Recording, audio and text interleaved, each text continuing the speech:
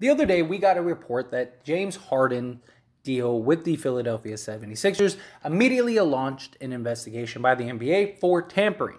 The NBA is looking into James Harden opting out of his contract to sign a new contract and take less money to sign new players. And I went into all of that. If you want to know my opinions and my thoughts on that whole situation, link down in the description below. After this video, go check out that. But the reason I'm even mentioning it is because guess who's next in line?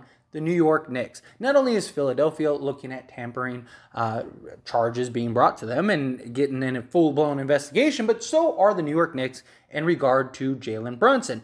Now, the Jalen Brunson situation is a lot different because of a multitude of reasons. Jalen Brunson, the Knicks might actually be able to get in trouble for tampering. First off, Jalen Brunson, his dad, works as a coach on the coaching staff of the New York Knicks.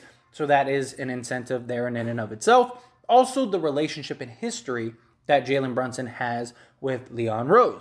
But even then, when it comes to Jalen Brunson and that whole situation, the Knicks, yes, they had pieces in place that maybe they did talk to Brunson behind closed doors and stuff like that. But one, how do you really prove that? And two, you can't blame Jalen Brunson for wanting to go to a team that his dad and a family friend is a part of. Leon Rose was an agent. He has relationships with a lot of these players. He has relationships with a lot of organizations and stuff. It's something, we've seen a trend of these agents turned into GMs. Rob Pelinka is another one that comes to mind. And so you can't fully blame Jalen Brunson for saying, hey, my dad is on the coaching staff. I have a relationship with many in the Knicks organization. I want to go somewhere where I'm comfortable and happy. And he's also going to a team where right now, as of right now, he is likely the number one option as far as point guard duties and scoring. You have R.J. Barrett, you have Julius Randle. They are trying to go after Donovan Mitchell, so it'll be curious to see how that all plays out and how that unfolds. But in the end, as of right now, even if you do go get Donovan Mitchell and stuff like that, Jalen Brunson, he's the big name over there with the New York Knicks. And how will he turn out is yet to be seen. But nonetheless, however he does, if he turns into an all-star or this, that, and the other, Jalen Brunson had inherent connections. Now, were those connections put in place in order for him to go and sign there? Possibly. The Jalen Rose thing isn't. The Leon Rose thing isn't. But the father thing is something that could get them in a bit of trouble. Again, it's one of those things like how do you really prove that? They hired him before and it's his dad. It is something that I think is at least curious. That I understand why the NBA is looking into investigations, but I don't think it's that big of a deal. If he wanted to stay in Dallas and sign with Dallas, he would have stayed in Dallas, signed with Dallas. Dallas could have given him more money, everything like that. So, he wanted to go to New York. There were talks of him wanting to go to New York. Even during the season, last season, all of those things. So, I don't think it's a huge deal. Beyond that, you don't think that these players in these organizations and things like that, you don't think that they have backdoor conversations. You don't think they have deals. You don't think that a father and son talked. Like, we see it time and time again. There have been countless situations to where teams and players will have these conversations, right? Dating back to LeBron, Wade, and Bosh. They planned that years earlier.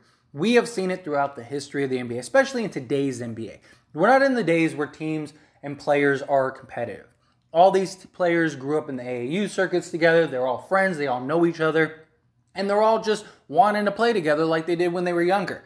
And so they all have each other's numbers. They're all, having conversations like, oh, it'd be so cool if we ended up linking up. Look at Westbrook to the Lakers. And I'm a Laker fan. But Westbrook wasn't even a Laker. He wasn't even a free agent. And LeBron, Anthony Davis, and Russell Westbrook sat down, had a conversation, and then told Rob Pelinka, go trade for Russell Westbrook. And that happened. This is the NBA. This is how it works. These players are mobile now. These players have more power than they've ever had before. And they're, talking and teaming up and, scheming behind the scenes, all of that stuff. That's never going to change. You're never going to be able to do that. The whole tampering thing, I mean, unless it's something blatantly obvious, like the whole Milwaukee thing, right? They had that deal lined up and it was proven and everything. I mean, there was reports coming out that the deal was signed like 2-3 weeks before it was actually legal to do that. Like something like that, okay, but that's just the organization being goofy. Like, you know, like why would you even do that? Like wait. Yeah, you just had to wait a little longer. Deal's done, okay. You don't think that these players are making backdoor deals with these organizations like, hey, in a month, I can sign in free agency.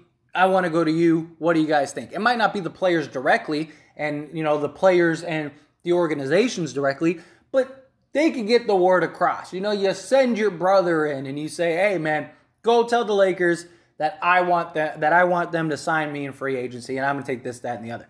I mean, we see it time and time again. You know, like as soon as free agency begins, you see players immediately signing deals. Like immediately, like within the first couple seconds.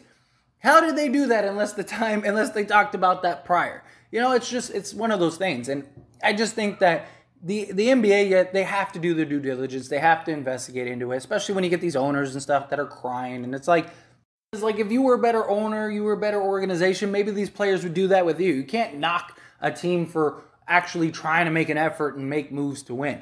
And, you know, I don't think Jalen Brunson is a move to make you win. I mean, it's a positive direction. The Knicks are definitely going to be better, but he's not like some big marquee guy. It's not like the Knicks, you know, signed, I don't know, Bradley Beal and James Harden or something. You know, no, it's just, I understand that they have to look into it. They have to do their due diligence, but I don't think anything comes of this. I don't think anything comes of the Harden deal, right? And that investigation. I just think that this is the NBA today. And we're seeing more and more of these investigations than ever before the last few years. And it's because these players know each other. The players talk. They're friends with guys in the league, and they're working out deals. It's the NBA we live in. And, you know, whether people like it or not, it's not going to go anywhere. But anyway, as always, this is a discussion, so I pass the question on to you. Let me know your thoughts and opinions down in the comment section below. What do you think about the Knicks being investigated? Do you think, yeah, there's grounds to it, right? His dad is on the coaching staff. He has family ties to Leon Rose, other people in the organization. Like, that was clearly tampering. Like, the Knicks knew what they were doing. The Knicks knew they were getting Jalen Brunson. It was just a matter of time. They need to be investigated. What do you think about the whole James Harden thing? Do you think that is something as well? Think that these are two different situations? Or do you think, like, no, they're very similar? Do you understand why the league is looking into this? Or do you think, like, it's all silly, like how I was talking about? Like, this is just the NBA we're in, right? Players are friends. Players know each other. Players know organizations. Backdoor deals. Backdoor deals have been happening since the beginning of the NBA. And to think it's not, come on.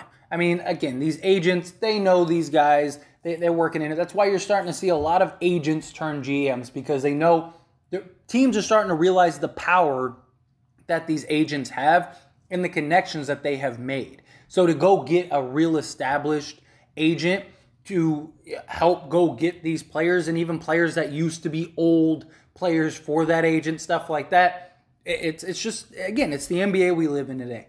But however you feel about it, good or bad, I'd love to hear your thoughts, opinions down in the comment section below.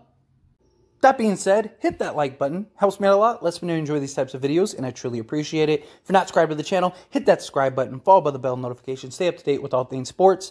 Join this wonderful community and all of our discussions. I'll see you all in the next one. Thank you.